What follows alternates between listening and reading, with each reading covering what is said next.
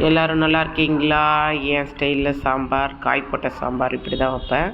பருப்பு, வெங்காயம், தக்காளி, பூண்டு, மஞ்சத்தூள் போட்டு வேக வச்சிடணும். அதுக்கப்புறமா தனியாக ஒரு சட்டியில் காய் எந்த காய் போடுறோமோ அந்த காய், கொத்தமல்லி தூள், மிளகாத்தூள் போட்டு அது தனியாக வச்சுட்டா சீக்கிரமாக வேலை முடிஞ்சிடும்.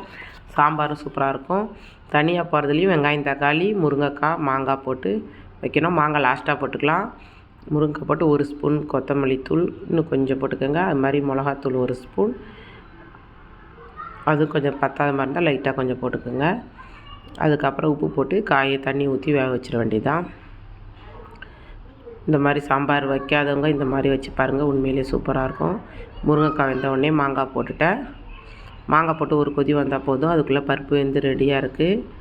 புளி கரைச்சி பருப்பில் ஊற்றிட வேண்டியது தான்.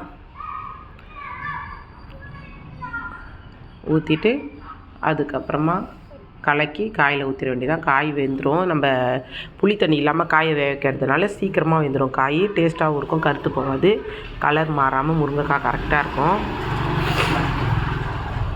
சூப்பரான சாம்பார் ரெடி ஆகிடுச்சு. அதுக்கப்புறமா எண்ணெய் ஊற்றி வடகம் போட்டு கருவேப்பிலை போட்டு தாளிக்க வேண்டியது தான். கருவேப்பிலை எங்கள் வீட்டு தோட்டத்தில் இருந்த கருவேப்பிலைங்க, நேற்று க்ளீன் பண்ணி எல்லாத்தையும் பறித்தேன். அந்த கருவேப்பிலை தான். சூப்பரான மாங்காய் முருங்கைக்காய் சாம்பார் ரெடி. உங்களுக்கு பிடிச்சா லைக் பண்ணுங்கள். ஓகே, டாட்டா, பாய்.